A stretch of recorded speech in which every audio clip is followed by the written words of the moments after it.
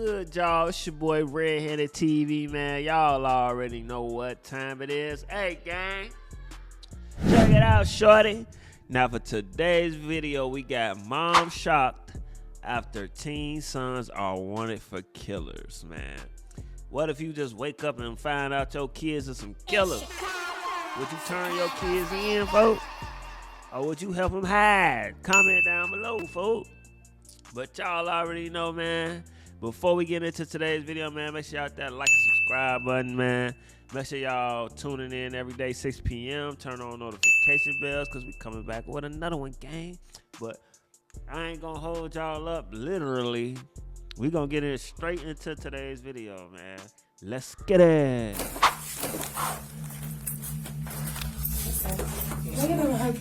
This is Tiffany, mother of Tyler and Eli Chaffin. Just hours earlier, her two sons brutally killed a man and left his body by the side of the road. I felt I had to shoot Willis to make sure my brother didn't get hurt. Those boys are always trying to protect each other. As Tiffany listens in horror, the brothers insist they were only protecting each other. But the truth is far darker. Over the next 24 hours, Tiffany will face the worst day of her life as she slowly pieces together the horrifying truth that she's raised two terrifying killers. And your brother murdered somebody. I love you very much. Some people have a fucked up way of looking at things. But a killer is a killer is a killer, right? The Chaffin brothers' Sunday begins like any other morning in their parents' remote home near Aztec, New Mexico. They're sitting in the living room watching gun YouTubers and playing video games. A young woman is with them. She turns to the brothers and asks if they would kill for her. But just then, her phone buzzes, and in that moment, something in her snaps. She stands up, looks at the brothers, and tells them they're going for a ride and to bring guns. 2 hours later, in a quiet trailer park, residents hear 4 sharp gunshots echo through the area. When they rush to their windows, they see a man lying motionless in a puddle of blood and a car speeding away from the scene. Seconds later, 911 calls begin pouring in from terrified witnesses, marking the start of a multi-hour manhunt unlike anything this town has ever experienced. This is just a shootout. Somebody got shot over here. And I think somebody's either dead or bleeding across the street. One of the two. He was walking out of the house and they just started opening fire on him. It's like a white SUV. I'm the neighbor. I do not want my name used. Gunshots. Less than 5 minutes ago, he hopped into a white, looked to be like a Ford Escape. Within minutes, multiple officers rush to the scene with no idea what they're up against or if the shooter is still somewhere nearby. The following footage has never been seen before until now. Viewer discretion is advised.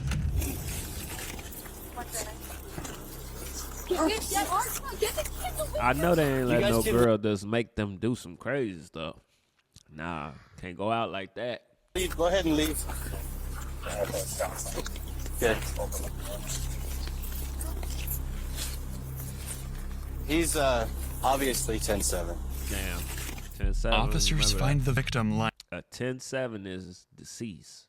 Let's remember that, channel.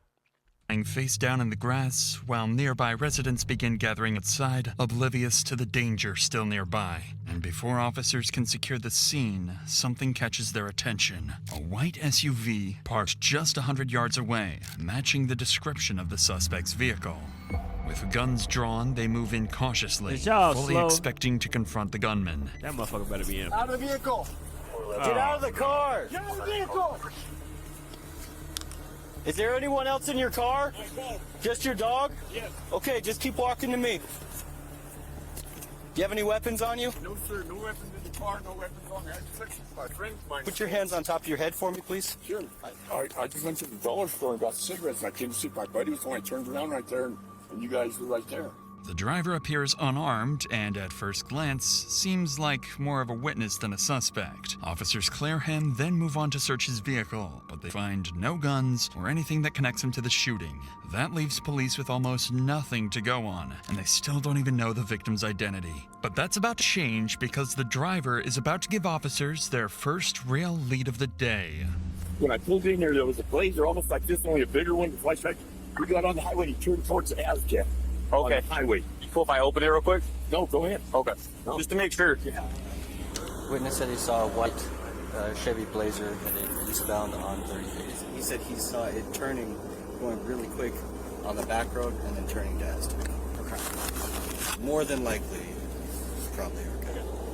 With the help from witnesses, police now have a clearer picture of what they're looking for. Specifically, a white Chevy Blazer with gold trim that sped away immediately after the gunshots. After the scene is secured, officers return to the body to examine it closely and determine the victim's identity. What they document here will become critical evidence detectives later use to secure a conviction. He's got a blood spot on his head. He may have one in his.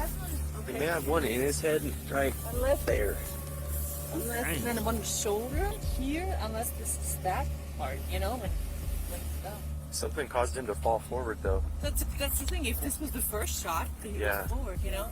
That can't be the first shot, though, because that's on the back of his leg. He was standing up, facing this way, and the car was out here. Probably turned around to take off running, maybe. He was walking He fired the rounds from the road. Oh, okay. He was walking this way. What if he was down? Somebody walked over, got to the edge, and popped him in the head. As officers study the wounds, something troubling starts to stand out. This doesn't look like a chaotic shooting, but it's more in line with a calculated execution.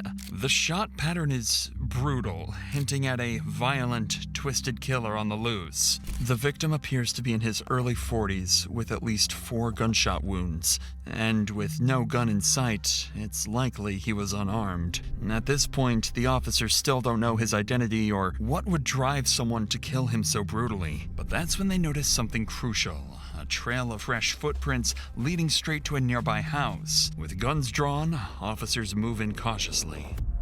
After searching the home, officers find no one inside, but they do notice women's clothing and drug paraphernalia tucked inside the cupboards, along with family photos of a man who resembles the deceased victim, leading them to believe this is his residence. With the house cleared, officers step back outside to regroup and figure out the next move. They still don't know the victim's name, and they're no closer to identifying who shot him. So they split up to gather information from nearby residents, where they'll learn the victim's name and hear some concerning details about his life. Hi. Hey, by chance, did you hear anything? Yes, 3 shots. Who lives in this last trailer over here? Williams. Johnson. Johnson. William Johnson? Yeah, he's 6 months behind on his rent. Earlier, did you hear anything over here? Yes, sir. I heard 3 shots.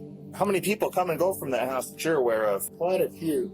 Do they ever have any issues over there? Oh, fighting. Who fights? Sierra and William. After speaking with several more neighbors, officers finally confirm the victim's identity. 37-year-old William Johnson, a father of 2 daughters, known around the area as Bubba. They also learn about a 23-year-old girl named Sierra who'd been living with William and often was seen arguing with him. But no one seems to know her last name, something police now need to track down. Coincidentally, one of the officers canvassing the area encounters a driver parked along the roadside who claims to be Sierra's friend and knows exactly how to find her. How's it going? Good. You know. Took that man from his kids, man. That ain't right. These motherfuckers need to go to jail. Worked with her. I know her because I worked with her. She was also a friend of my daughter's. Are him and Sierra still together? For some dumb reason, after I told her, do not get back with him, it's not going to work out for you. She got back. You know if Will had bad blood with anybody? I'm sure I got that a lot. Just the whole missing. How do you know he was Dylan? I see him. I witnessed it. To steal to sell to who? Sierra. Sierra's friend would go on to provide officers with her full name and phone number, 23-year-old Sierra Collins, William's ex-girlfriend. When detectives arrived to begin their homicide investigation, they quickly realized they're already familiar with Sierra. Her record includes several drug-related offenses and even a restraining order she filed against William himself. She had recently completed a rehab program, was trying to regain custody of her son, and was working towards becoming a teacher. With her name confirmed, the investigator decides to call her. At this point, all the detective knows about Sierra is that she's William's ex-girlfriend. He simply wants to ask her about William and has no reason to believe she's involved in anything. But that will change quickly once she answers the phone. That said, let's get back to the investigation, where the detective is about to call Sierra and discover she may know exactly how William ended up dead. I'm sorry, is this Sierra? Yeah, who's this? This is Detective Strang with the Sheriff's Office. I was trying to get a hold of you. Are you available right now? For what? I just have some questions I'd like. Busy. I really would like to speak with you. It involves William. Oh, shit. Like, it's very, very important. You can't meet with me for, like, literally, like, 20 minutes. Because I really need your help. Right now? Yeah, if you can. Can I call you back? Yeah? How long do you think, roughly? I'll call you back in like 10 minutes. Sierra hangs up but calls back shortly after, ultimately agreeing to come to the station. Unknowingly, the upcoming interview with Sierra will blow the case wide open, put the Chaffin brothers on the run as armed fugitives, and trigger a dangerous multi-hour manhunt. You ain't tell them to go kill for you, and then you just go in there and snitch on them now. You see why you don't let people set you up to do things that they wouldn't do themselves, or you don't even let somebody talk you into doing stuff. Period, folks. Like, if you're gonna do something, do it. But you don't let nobody talk you into doing it or make you do some stuff, man. Don't ever do that. I never advise that. Keep your right hand up with your left hand only. Open the door and get out. So, I don't think I could help you. Not today, anyway. Okay. What they that's figure fair. out. Do you know who he dealt with on that whole drug side of things? Like, who kind of his person was? That was like his thing. The reason I asked you is that's a motive. That's a great motive. I mean, he bought dope from a lot of fucking people, you know what I mean? Did he owe any of them? Yes. Okay, who did he owe? He owed the landlord money. Well, I know the landlord. I talked to him this morning. I mean, anybody to the point where you think they would want to kill him? Like, why would someone want to murder him? Like, we're not here to play games. We're not here like, maybe he's dead, maybe he's not. He was murdered this morning, and I'm calling you so that you can help me, okay? I'm not here to get you in trouble. Obviously, he's not in trouble. He can't be in trouble. Because regardless of whether you agree with what he was doing or not, or trying to help him or whatever, why'd you guys break up? Can't get his anger under control. Was he abusive to you? Yeah, but when it was good, it was good. Sierra starts crying almost immediately, but the detective can quickly tell it isn't genuine grief, more like someone afraid of getting into trouble. Seeing this, he shifts the conversation to William's phone. Officers had found it at the crime scene earlier, believing it might contain crucial evidence. The detective brings it up to see whether Sierra is willing to help unlock it, something she would do without hesitation if she truly cared about William. What's the passcode for William's phone? Don't tell me you don't know, because I know that you do. I know.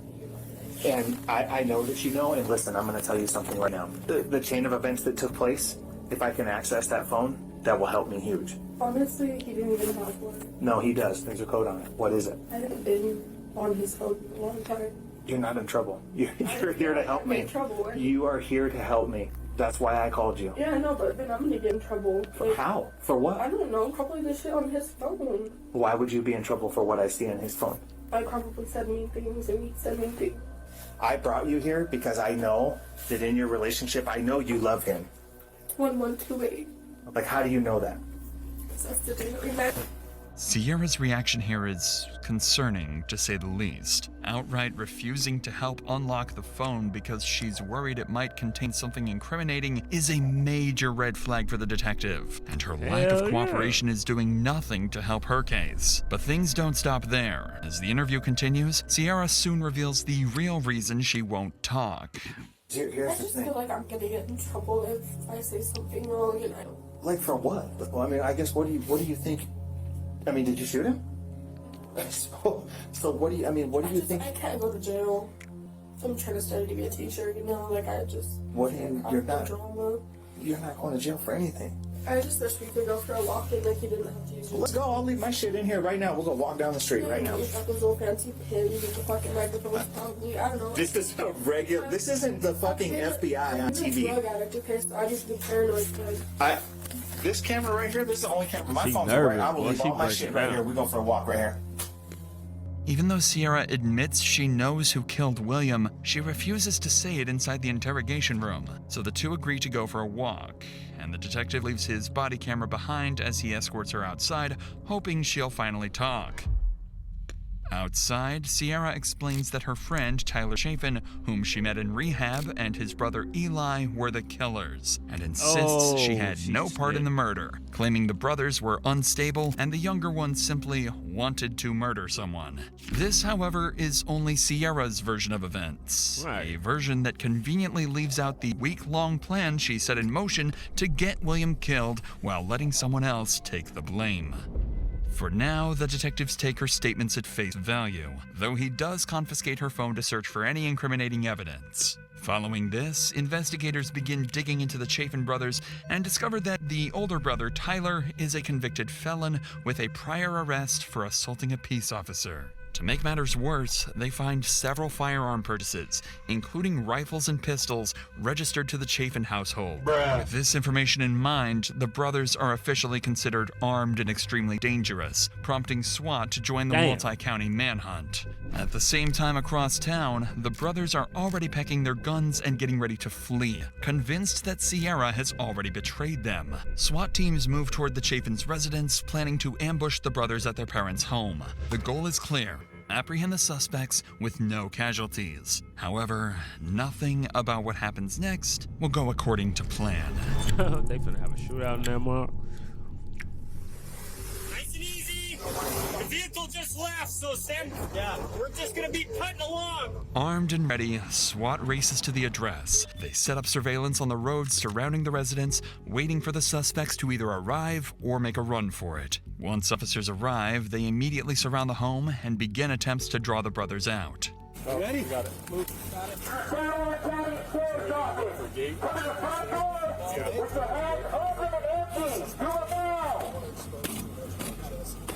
All residents are still up on the surface. With the hands open and empty. Cool it down. After several unsuccessful attempts to get the brothers to surrender, SWAT begins preparing to breach the residence. Yeah, this door should be easy to breach. Okay. It wiggles a lot. If you just fucking boot it, go ahead. Okay. Well, we got the 2 steps here. Hey, just go to the search warrant! You know that breach? Yep. Lovato to command, successful breach. Looks like a den, goes into a dining room, possibly kitchen. Need one? Need one? Shotgun. Yeah. Need one? Yep. This is weird, yeah. Let's move to the shed to the right, and then there's the barn to the left.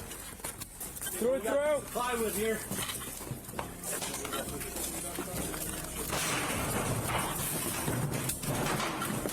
Yeah, you're good to right here. Let me. Good. After searching the entire home, no Chaffin brother is found, but whoever lives here has left half a dozen guns behind, meaning they could return at any moment. Just then, a white SUV matching the exact description of the suspect's car is spotted approaching the house. Officers draw their guns immediately, closing in on the vehicle as they brace for a shootout. 411 is not stopping, it's evading.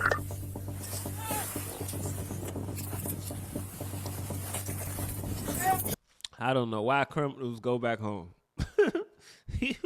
Boy, the last place you're supposed to go back to is home. Okay.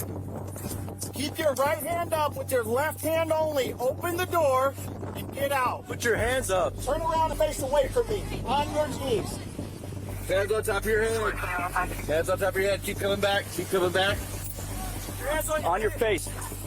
On your face. On your face. On your face. All clear? We've got 2 in custody, 6-633. Officers successfully arrest the brothers and find an AR-15 rifle in their car, a reminder of just how deadly this confrontation could have been. They are then placed together in the same police vehicle to be taken to the station. This is a deliberate move. The car is equipped with a microphone that might capture the suspects coordinating a cover-up. The smartest move for the brothers would be to stay silent, but the police aren't dealing with the brightest. What they're about to say will give investigators all the ammunition they need for the upcoming interrogations, and a chilling glimpse into the twisted minds of these killers. Stop, Eli. Okay, so I gotta reach down here. Yes, sir. Don't kick me, please. Did you say hi to Mom? Huh? Did you see Mom? Yeah. Coming with me. Alrighty, guys, hang tight, alright? Yes, sir. When you get to the jail, don't tell them that you want to commit or anything like that, alright? Okay. Me and you are gonna go to the same cell block. Okay. We'll be together and I'll show you how to do jail shit. Right. I don't have my gun anyways. Just be cool, okay? Pretty dead. Yeah, pretty dead. What's he doing, too? This guy hid a pistol in his crotch or something stupid like that. So whenever they had gotten to the place to take him out, yeah, he had pulled that shit out of it. Like, on the way to the... I watched that. We watched that here on the channel, man. If y'all want to see that video, make sure y'all go back a couple, like 3 videos back, folks. We watched that video. Station, Tyler, being the older brother, immediately takes charge, telling Eli not to cry or bring up self-harm and to stick to their story. From this conversation alone, the detectives can already tell the brothers won't be easy to break, especially if they stay together. So once they arrive at the station, the brothers are immediately separated. From this point on, neither will know where the other is or what they've said. The detective assigned to interview the brothers is Detective Decker, who served with distinction and was recently promoted to sergeant. Decker's goal is to provoke one of the brothers into slipping up and contradicting the other, a strategy aimed at uncovering what really happened. Eli, the teenage brother who allegedly pulled the trigger, is the first to be interviewed. But once they sit down, Eli instantly starts bargaining and asks for something the detective could have never seen coming. How you doing? Good, how's it going, man? Not too bad. How old are you? I'm 19. 19. I would like to have my parents in for the questioning, because anytime I've been told if they're going to do any questioning for you, is to have them in during the questioning. But at this point you're 19. The parent part generally applies to juveniles. I get it, but I still like it. Detective Decker is baffled. Eli is 19, legally an adult, yet he still insists on having his mother present. Decker already senses how messy this could get. Any parent with even basic instincts would tell their kid to ask for a lawyer immediately. But with no other choice, he escorts Eli back to his cell, still weighing the pros and cons of calling the mother. In the meantime, the detective moves on to interview Tyler, who will prove to have a very different strategy, one the detective won't catch on to right away. So,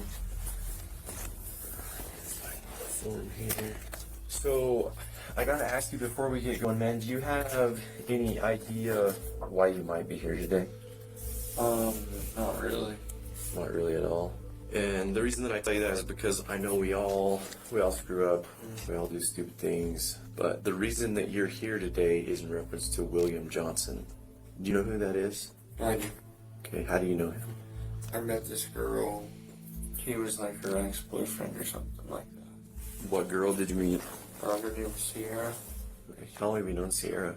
3 weeks. So just recently? Yeah, just recently. Me and her are in the IOP together. What is that? Yeah, intense outpatient treatment. For? Alcohol and drug use. Are you using today? Yes, sir. No? Sober? Yes, sir. You know of William because of her? Because of her, she talked about him here and there. Have you ever met William? I haven't. Never? Never. Tyler shows no real reaction to what Detective Decker just said, instead playing completely oblivious, as if he has no idea why he's even sitting in an interview room. But underneath that act, the pressure is already cracking through, because Tyler already suspects Sierra has sold them out. He just doesn't know how much investigators have against him and his brother. Seeing this, the detective decides it's time to plainly lay it out and make sure Tyler understands that he's here for murder. A revelation that immediately sends Tyler scrambling to improvise. So like I told you, I'm here to talk to you about William Johnson. So what happened? So William Johnson was murdered. Dead. Yeah, dead. So I'm gonna be straight with you, man. I was going to be around the bush. She was hanging out with us and we went to the storage place over there kind of by where he lives. We went to the storage place and she said, hey, let's go over here real fast. I want to check out my car. So we went over, drove in next to this house. And this dude came out and started approaching the vehicle. I then grabbed a .22 pistol and pointed at him and told him to stop. He got up in my face. I hit him with the pistol. As soon as I hit him with the pistol, he had something in his hand. I don't know what it was, but he got me in the head. We went to the ground. As soon as we went to the ground, he went for my pistol. And as soon as he went for my pistol, my brother shot him. Where were you at in the vehicle? I was in the passenger side. It was when the tussle happened, and whenever he went for the pistol was whenever he had got the shot. On the ground, getting my ass beat, and about damn near got the pistol taken away from me. About damn near got shot with my own gun. He seen Sierra, and I don't know what his intentions were, from what I've heard, abusive or whatever. I didn't know we were going to his house, so I just thought we were going to go look at her car. Right away, Tyler doesn't stick to the plan he rehearsed with his brother and instead confesses to the shooting, trying to frame it as self-defense, believing it will protect both of them. However, in doing so, he ends up fully implicating his brother Eli. Whether intentionally or not, remains to be seen. And while his explanation may sound reasonable for now, the brothers have no idea that the gunshot pattern on William's body tells a very different story. One that's not consistent with self-defense, but execution. Do you know what the hole in his back tells me? You know what's that? In looking at the way that bullet hit his back, is that he was already laying face down when that round was fired. See, and whenever I heard the first round, I took off. So that hole in his back, you think that was the first round that hit, or what do you? I don't know. I know my brother uses hollow points, and I know those make holes. Yeah. What was he saying? He wasn't saying anything, he was just screaming. This is making noises. The guy really loves me. He didn't want me to get hurt. Even though Tyler doubles down on the self-defense claim and seems regretful, the evidence gathered so far points to a far more cold, deliberate violence rather than two frightened kids defending themselves. Detective Decker knows this, and Tyler's tearful explanations aren't convincing him otherwise. But instead of being confrontational, Decker decides to simply let Tyler keep talking, allowing him to dig the hole deeper for himself and his brother. Bogus. It's fucking scary, man. To see it. Just to fucking see it, I would have never imagined. What do you think should happen to you? I didn't want any of that to happen. I never had intentions to shoot him. I never tried to cock the pistol back and shoot him with the pistol. And I don't want to feel like I'm telling on my brother. But I don't know how he fucking did it. He's always had an interest in guns and shit. And we always worried about him. And I think today was his day for him to use his gun. You can't even trust your own brother. He talked all that in the police car, probably all that in the crib. Get up in this room and tell on his brother. Another one. Bogus. I didn't want that to happen. I didn't want that to happen at all. How did Eli seem after the whole ordeal? He seems really fucked up. He kept crying. He kept telling me that he loves me. He said he didn't want anybody to hurt me. He kept saying he loved me. Tyler is a complete mess now, no longer acting, but genuinely horrified by his brother's actions this morning. After exhausting everything Tyler can say about the murder, the detective shifts the conversation to the third person that was present during the shooting, Sierra Collins. Earlier, Sierra placed all the blame on the brothers, insisting she had nothing to do with the murder. But that narrative is about change. What was her take on seeing her, boyfriend or ex-boyfriend shot dead? Had zero to none emotion. It was shocking. So no emotion at all? Not laughing, not crying? She didn't? I know that that was her plan. And I don't know if she was, because he was outside whenever we pulled up. Because she had asked Eli if he'd shoot him before all this happened. Jokingly, like, haha, that's a nice gun, would you shoot my ex-boyfriend? Was all a joke until today. I have a little bit of history with her in different cases, and she can be a pretty persuasive girl. I mean, if she straight up asked you to go over there to shoot William, then you need to be straight with me if that's what she said. She told us about how he her and did all these bad things to her. I just feel like I was tricked. By who? Sierra. And she fucking tricked us. Tyler outright accuses Sierra of tricking him and his brother into murdering William. There's a chance he's saying this to protect himself and Eli, but the detective knows Sierra is more than capable of manipulation. If Eli's story aligns with Tyler's, they may be able to implicate her and lessen their own sentences. Now it's the brother's word against Sierra's, and soon their mother Tiffany will enter the mix, stepping into what will become the worst day of her life. For now, though, the detective wraps up his interview with Tyler, but instead of calling the brother's mother right away, he reaches out to someone he's already spoken with, Sierra. What she doesn't know is that investigators have already spent hours reviewing messages on her phone, and they've uncovered far more involvement than she ever admitted. Yeah, when get Sierra her arrives, she seems to sense it and immediately asks Detective Decker to turn off his body cam, apparently forgetting about the camera in the interview room. What neither of them realizes is that this will become the last known recording of Sierra alive. But you know what happened? Whoa, she killed herself? I know you know what happened. But why do you think that happened? Don't worry, I've been blaming myself all fucking night. You don't have to do it too. I didn't know Tyler had a gun in the front seat. Had they ever been to Will's house before? No. No? How did they know how to get there? So you know none of this looks very good, right? Whenever you send text messages like that to Will and proceed to go over to his house with their homies who are strapped.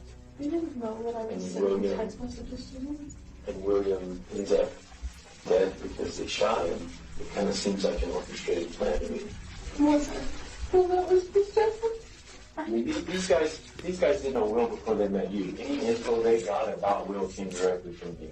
I didn't want Will dead. So Sierra, here's what I think. I think that day that you had orchestrated the plan to go over there, but you went over there for a purpose. Those boys had no idea where that place was. I didn't go over there wanting Will to die.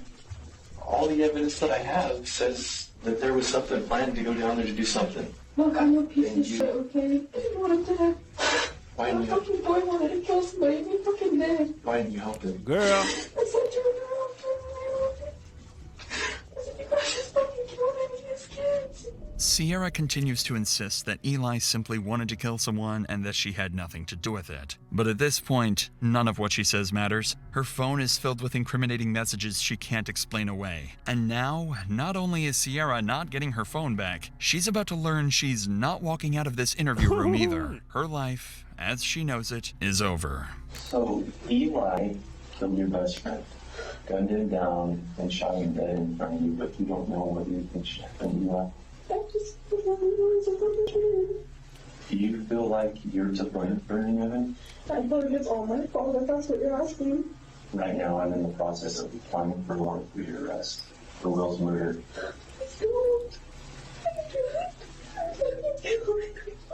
Sierra, I'm not saying that you are the one that went over there and pulled the trigger, but some of your actions directly impacted the way all that turned out. We can't bring Will back. Yeah. So Sierra, if it's my choice, you're going to go to jail and you're going to be charged. Unfortunately for Sierra, nothing can save her now. The interview is concluded, and Sierra is placed under arrest for murder. Her breakdown at the end of the interview, however, hints at a much darker twist awaiting her, one no one could have predicted. By now, Detective Decker decides it's time to speak with the person who allegedly pulled the trigger, Eli. So he finally calls Eli's mother, Tiffany, asking her to come down to the station without explaining exactly why. Shocked to receive a call from the police at such an hour, Tiffany arrives within minutes. When Decker goes outside to notify her of the horrifying crime her sons are accused of, her reaction is strange, to say the least. So I'm Detective Decker. I spoke with you on the phone. when I went to talk to Eli, he wanted you present while I spoke with him. He didn't really explain why. I mean, he's an adult, so normally we don't get that from adults. He's severely dyslexic. He is considered disabled. I guess our sergeant came over and talked with you and let you know that your boys had been in a shooting. Yeah, which I don't understand. Like, when, where, how? Clearly, Tiffany's reaction isn't what the officers expected from a mother whose sons are accused of murder. The detective is taking a big risk by allowing Tiffany to be present during questioning. While her presence could encourage Eli to open up, it could just as easily shut him down or prompt him to ask for a lawyer. For Detective Decker, the goal is to see how closely Eli's account aligns with Tyler's and to assess Sierra's true level of involvement. But for Tiffany, she's here to find out whether her teenage sons are truly heartless, cold-blooded killers. Hey, Fred. Can I give him a hug? Absolutely. So you feel comfortable talking to me now? Mm-hmm. Cool. So just to be straight with you, the reason that we're here today is in reference to William Johnson. Okay. Do you know that name? I have no clue who that is. No idea. No, sir. Clearly, Eli is sticking to the story he and his brother concocted, completely unaware that just hours earlier, Tyler had already given him up. Tiffany did mention that Eli is severely dyslexic and considered disabled, so there's a chance he isn't lying, but genuinely unable to recall names. But Decker is about to find out whether that's true or if it's all an act. So, and you graduated high school? Yes, sir. Was that easy? Yeah, it was pretty difficult, especially with how COVID was, and then the computer. I was better learning in class than over a laptop. You said you didn't know that. I have no clue who it is. Have you ever heard the name before? I've heard Will. Okay, so have you heard of Will Johnson? No. No? No, sir. Just Will? Just Will. And who have you heard that name from? Probably, I don't know how to exactly say her name, but it's like Sia. I just barely, recently met her through my brother, and they've been just, hanging out and stuff. But that's just all I know them. What about the name Sierra is talking about? Just the fact that I know her with my brother. What did y'all do today? Oh, we just, hang out and watch TV and play video games and stuff. Didn't really do too much.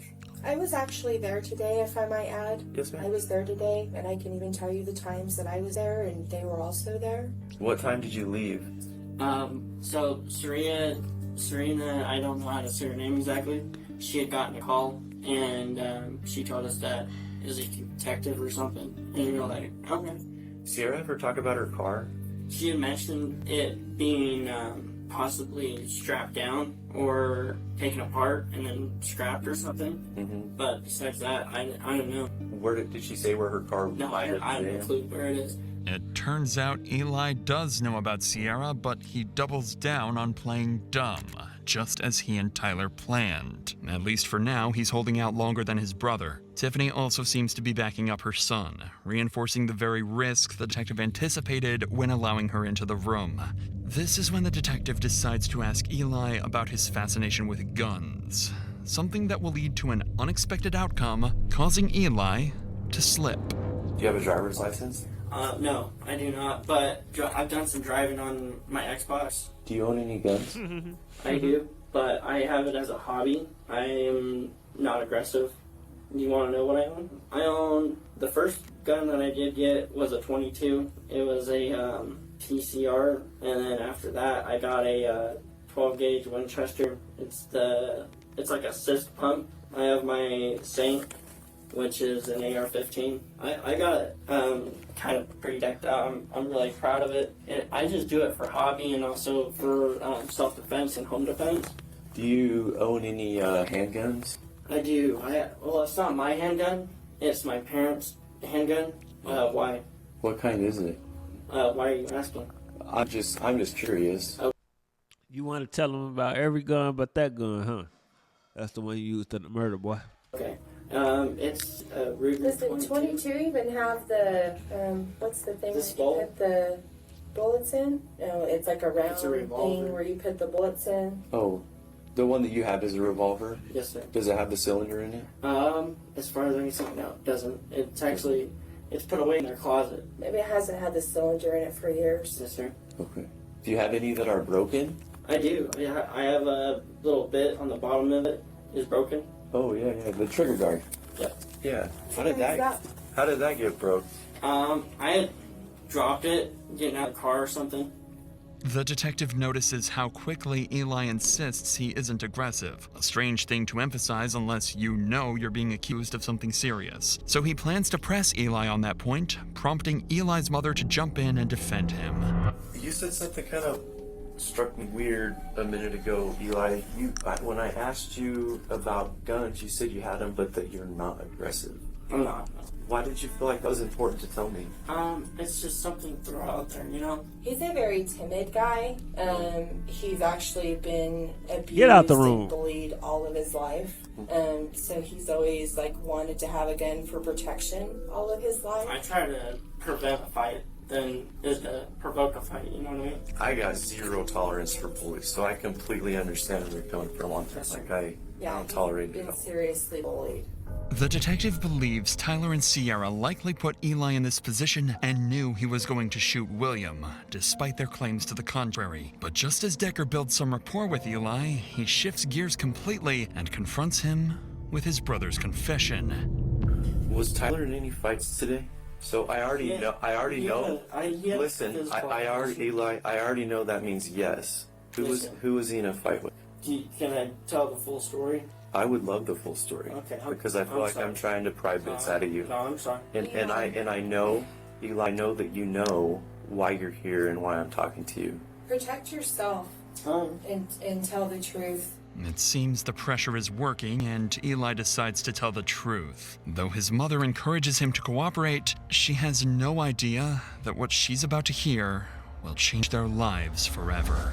Will had kept on calling, and she had a fear him either pulling up on her because she had mentioned him about beating her up and a number of different things. We had went over to get his phone. I told her, like, let him know that we're gonna come and get the phone is to get the personal items off of it. And as soon as we had pulled up, he had stuck his head out the door and was already just screaming things. And he had come out in the front yard, and what's he gonna do? Is he gonna break the windshield? Like, what's his next move? So I got out of my car with my rifle and told him to stop, quit approaching, stay where you are, stop moving. My brother got out of the car, and Will had hit my brother, and somehow my brother got this gash on the side of his head. They both fell over, and because my brother, he had gotten out a revolver, the revolver that we were talking about. I don't know why he had it, but I noticed that he had dropped it. Will was going for the revolver,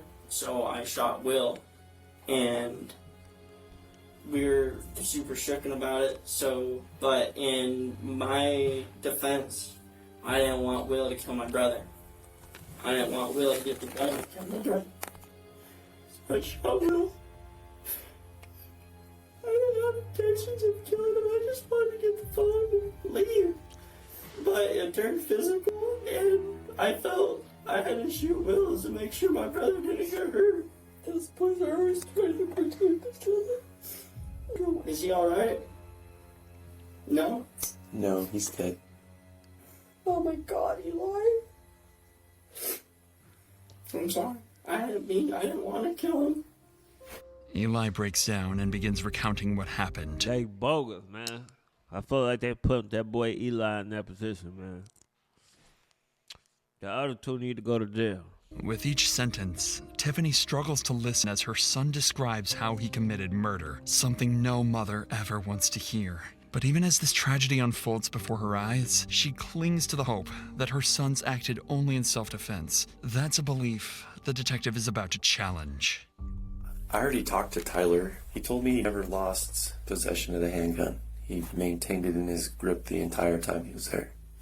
Okay. He never dropped the gun or anything? No. Well, I assume then at that point, Will was going to pry the gun out of his hands because they're both on the ground. One of them's got a gun that's like a freaking revolver. Yeah. One of those easily accidental guns, besides like a Glock. So look, Eli, here's the problem that we're gonna run into, okay? So you and Tyler went over there But you went over there with guns. For self-protection, for protection of myself, because she had even already mentioned that he had kidnapped her and he had beat her, so I wasn't looking forward to getting beat. So you went over there to teach Will a lesson? No, I didn't want to go over there and kill Will. But you wanted to teach him a lesson. Why would I want to teach him a lesson? I just wanted to take... Sierra and he beat her. He had nude photos of her. That's her personal business. I don't like girls. Then obviously she gave him the address because neither of them She had knew. taken this directly there.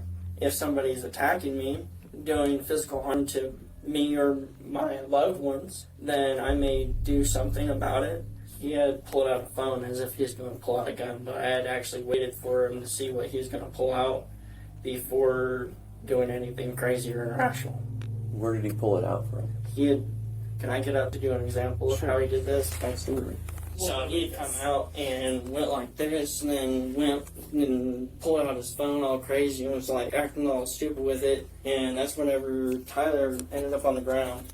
He had hit him in the side of the head with a phone, and Tyler pistol whipped him. Have you taken any handgun courses, any like self-protection courses, any firearms courses? I do a lot of training on my own time. Okay. What does that look like? I'll watch YouTube videos on my and just learn from the YouTube. There's a number of different gun TikTokers that I've learned from out there. Eli only digs himself deeper when he admits he learned gun handling from YouTube and TikTok. And this is exactly where the risk of allowing his mother into the room starts to show.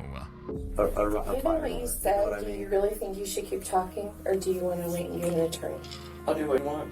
No, I'm just telling you.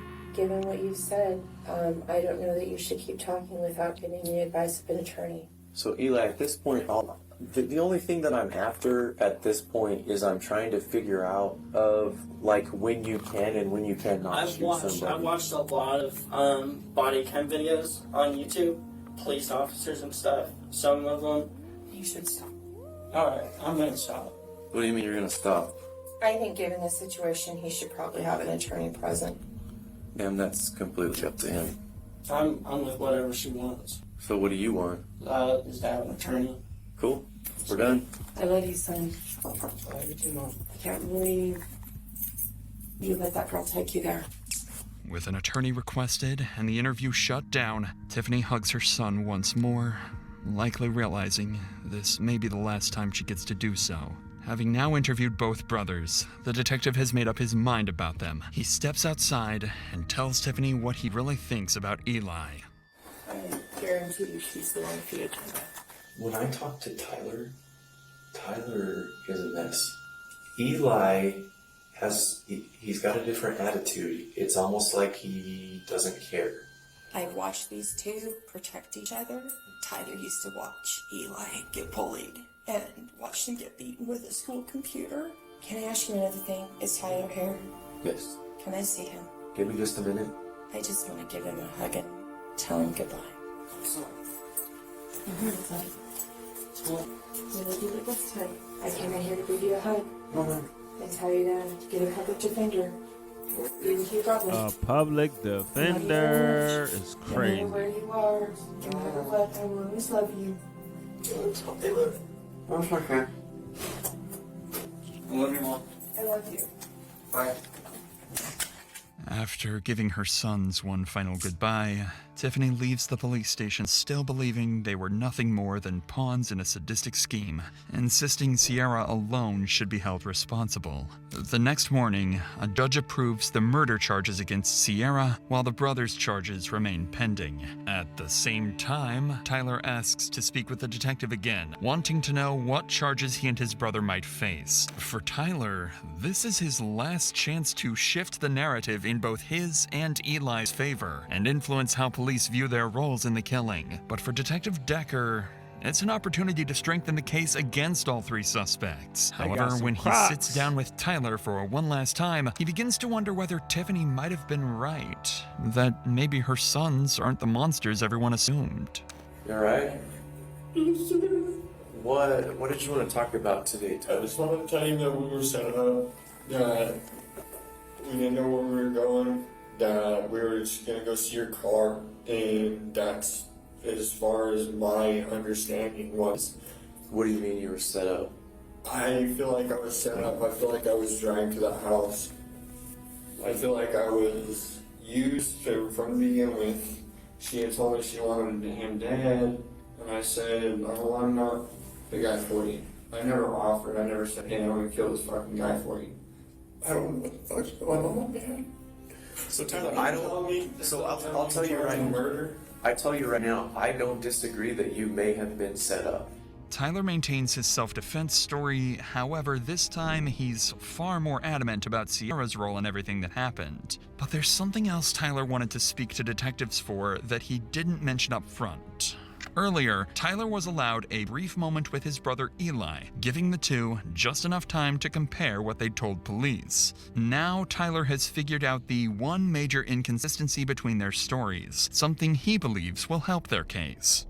I wanted to talk to you guys. I didn't have full control over that weapon. Over which weapon? That 22. I do believe I dropped it. So I asked you yesterday if I had full control over the weapon. And you said yes. I did. And then I even double checked again. I asked you. Yes, sir, you did. I asked you. I said, so it stayed in your hand the whole time, and you were absolutely sure it was in your hand the whole time. And that was just our pride. That was my pride. So how did you get the gun back in your hand? I went back and found it and picked it up. What do you mean you went back and found it? Well, like, whenever I was going to go get in the car, I turned around because I said, where the fuck's the gun? And I went back, grabbed it, and put it back in the car. So you understand that there's independent witnesses that saw what happened, right? Yes, sir. Tyler, I'm going to be honest with you. It seems like at this point you've had some time to think about what happened. Not only what happened, but maybe some things you could tell us to try to preserve. Baby, stop calling me.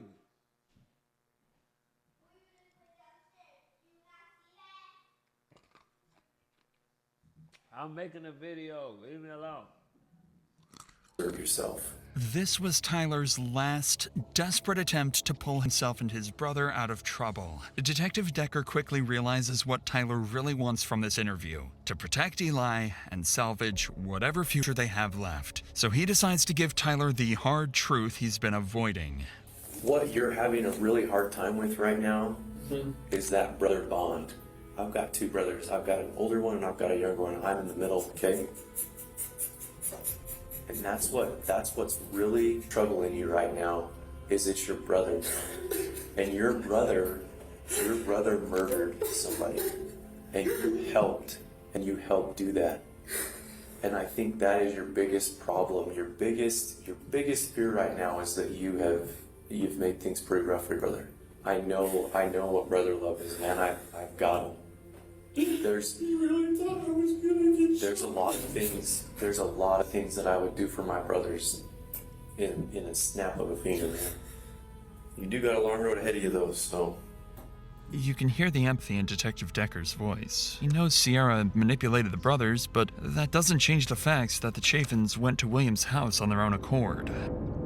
Following this, Detective Decker wraps up the interview with Tyler and proceeds with murder charges against all three. As the case moves forward, Tiffany never stops supporting her sons. She stays in contact with both boys, hoping the truth will help them find a way out of this. Jail calls capture a brief glimpse into a mother caught between the children she's raised and the reality of what they've done. Yeah, I've been trying to video Eli for the last 30 minutes, but nobody will get to the tablet. No, for real. Hey, Mom. Hey! What you doing? Oh, not much. We only have a few minutes. I bet they'll cut us off at 9. But you doing all right? Did I wake you up? No, I'm doing pretty good. I'm just hanging out. It's fun in here sometimes. But honestly, I don't think I've laughed as hard as I have in here, just listening to some of the bullshit. That's good. I like to hear that. that. I really love you guys, and I really love all the support, and I really appreciate all the help. I think it's awesome. I wouldn't do it if I didn't know what a good boy you were. Oh, I know. I really love you. Very much. Sleep good. Have a good night. I'll see you tomorrow. I'll see you tomorrow too. Bye-bye. Bye, Mama. Tiffany would go on to support her sons until the very end, But as the trial date approached, one of the trio's lives came to an abrupt end. In September 2024, while being held at the San Juan County Detention Center, Sierra suffered a severe medical emergency. The detention center could not provide the level of care required to sustain her life, and she was transferred to the Regional Medical Center with limited brain function, where she died shortly afterwards. In July 2024, both Chaffin brothers entered plea agreements. Eli pleaded guilty to voluntary manslaughter, while Tyler pleaded no contest to second-degree murder and felon in possession of a firearm. Eli was sentenced to 6 years in prison, followed by 2 years of parole, while his older brother Tyler received 15 years in prison, also followed by 2 years of parole. Well, at least they'll get out one day, man. See the light of day. I don't think it's fair Shorty just got up out of there. She checked before she can take the consequence, because it's really her fault, folks. So she needs to be taking all the consequences here, folks. It ain't right. She just left us to take all the blame and then the punishment, bro. But yeah, man, you can't trust people, man. You can't let nobody talk you into doing stuff, man. When people can't do stuff they self, folks, you just don't do it, folks. Don't let nobody beg you up to go do nothing. That ain't had nothing to do with them. Like even Eli said, that's her personal business. Man, I'm not going to hurt nobody for no girl, man. You're crazy. Unless you my mama or something. Don't my mama call me and say something going on with it, but I ain't finna go do that for no female, man. But nah, y'all shouldn't do that, man. But y'all already know, man, it was a crazy video, man. If y'all like today's video, make sure you hit that like button, make sure you hit that subscribe button. Also, hey, make sure y'all go check out that video Eli was talking about. We reacted to that about 3 days ago, so go check that out. But y'all already know, man, 6 p.m. every day. Make sure y'all turn on notification bells.